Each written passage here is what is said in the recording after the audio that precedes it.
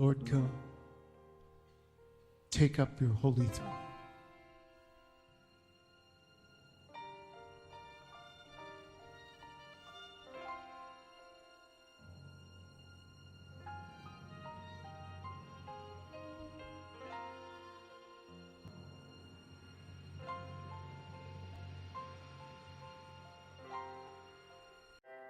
Olá, queridos, amados de Nova Aliança, queridos e amados irmãos do grupo Mensagem do Pastor, do Púlpito, queridos e amados do canal do YouTube, muito bom dia.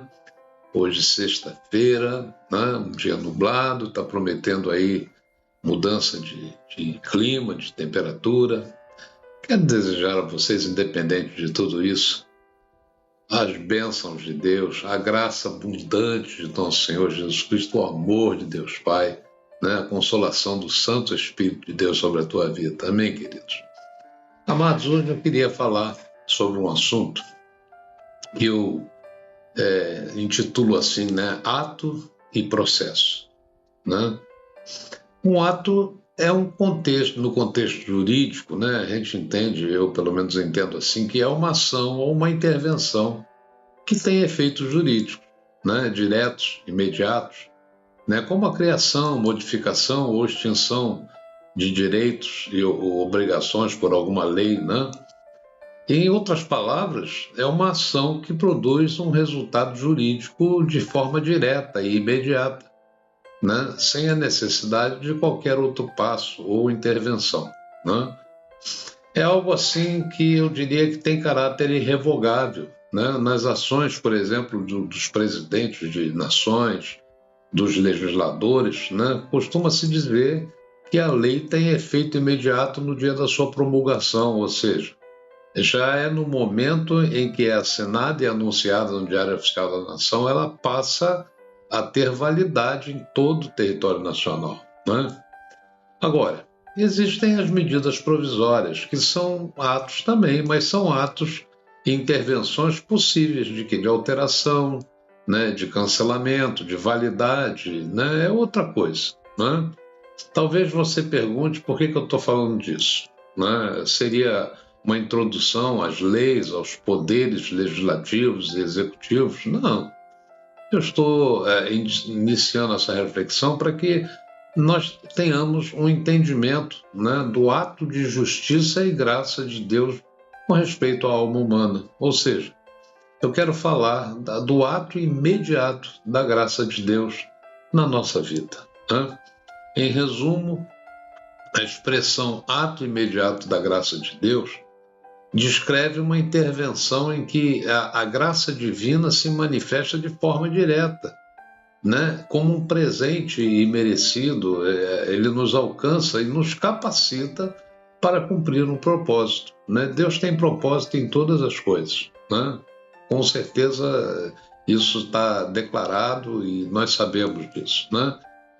Então nós precisamos entender por que esse ato de graça que nós estamos recebendo da parte de Deus foi necessário. Porque nós vivemos em uma geração, em um mundo que não nos fornece nada de graça. Então nós precisamos deixar de lado os conceitos que o mundo nos oferece e nos apegar ao que diz a palavra de Deus, o que nos afirma que somente em Cristo Jesus nós alcançamos a salvação eterna, alcançamos o perdão dos nossos pecados. O evangelista Lucas, escritor de Atos dos Apóstolos, lá em Atos 4, ele diz assim: e em nenhum outro nome há salvação, porque debaixo do céu e na terra nenhum outro nome é dado entre os homens pelo qual nós devemos ser salvos.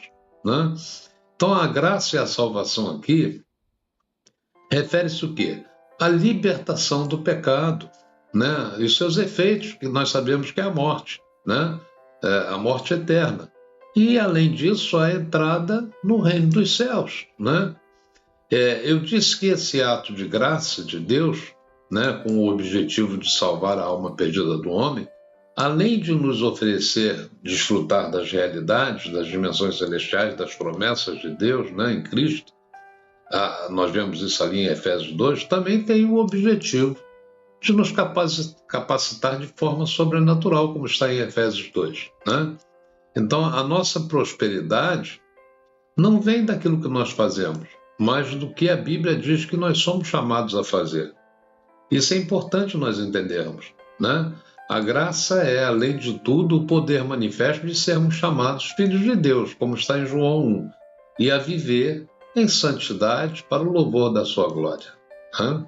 Então, amados, a graça não é uma recompensa, mas é um presente. Paulo diz que Deus nos amou quando ainda éramos pecadores e de forma espontânea nos proporcionou salvação. Está lá em Romanos 1. Né?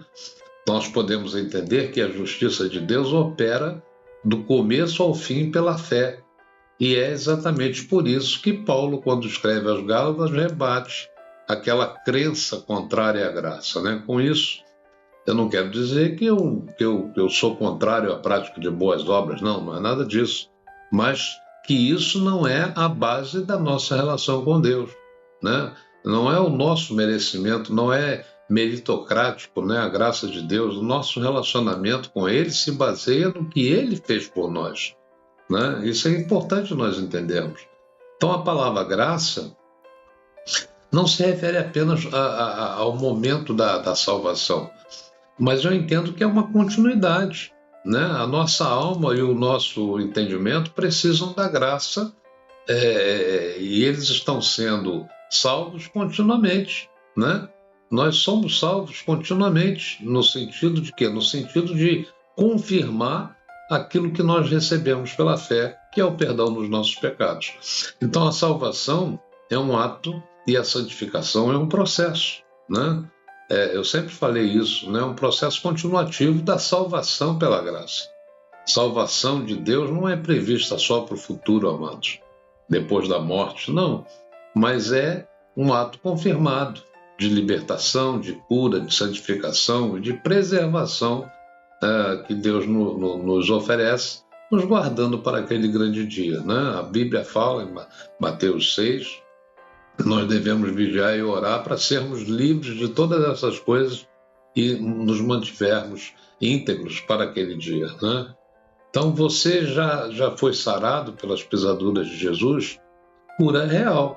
Né? A palavra prevalece sobre nossas experiências. Se Deus disse, eu acredito. Né? Então, nós precisamos o quê? Desenvolver a nossa caminhada cristã, nos lembrando da verdade que tantas vezes esquecemos durante o nosso dia a dia. O ato de graça de Deus produz salvação pela fé, com certeza. Isso não tenha dúvida. Mas bênçãos dependerá do processo. Paulo nos diz no Novo Testamento que aquilo que nós semeamos, nós colhemos. Está lá em Galatas 6. Ratificando o quê? Ratificando Deuteronômio 28 no Antigo Testamento, em que Deus disse atentamente ouvires a voz do Senhor, teu Deus, tendo cuidado de guardar todos os teus mandamentos que hoje te ordeno.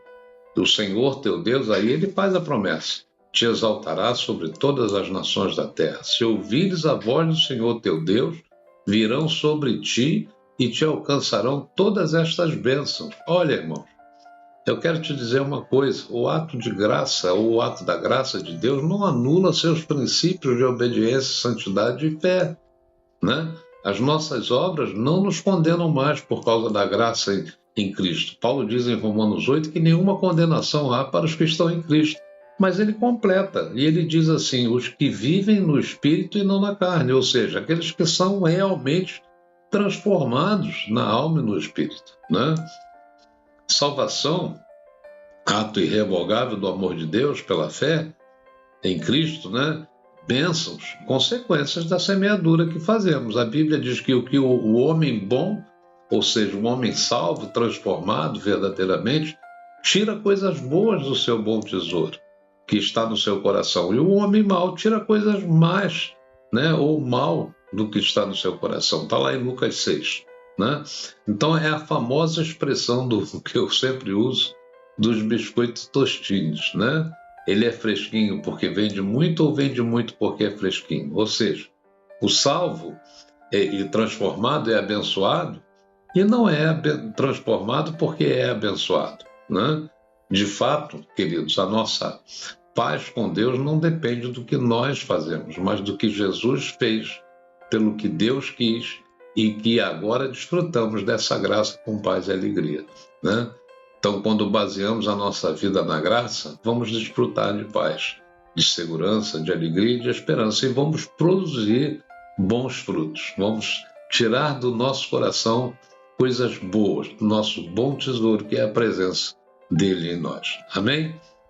Um beijo no teu coração, fica com Deus, um bom final de semana. Inscreva-se nesse canal, toque no sininho, né? Compartilhe essa mensagem com alguém que você conhece, né? Dá o seu like, né? Isso é muito importante. Até a próxima, queridos, em nome do Senhor Jesus.